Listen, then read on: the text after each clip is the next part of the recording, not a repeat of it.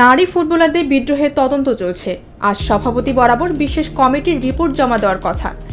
Report জমা দেওয়ার আগে সংবাদ মাধ্যমে বিস্ফোরক মন্তব্য করে বিতর্কে উস্কে দিলেন এই ব্রিটিশ কোচ।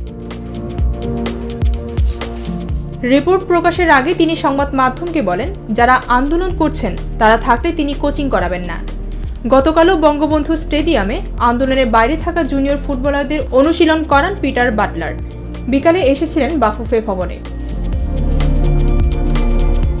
বাফুফে ভবন থেকে বের হয়ে যাওয়ার সময় জানতে চাওয়া হয়েছিল তার অবস্থান কি। তদন্ত কমিটি আমার কাছে কিছু বিষয় জানতে চেয়েছে, আমিও ব্যাখ্যা দিয়েছি।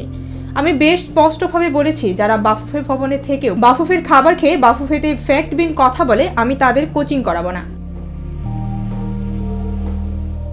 গত কয়েকদিন ধরে শোনা যাচ্ছিল বাটলার কয়েকজন ফুটবলারকে বাদ দিতে চান।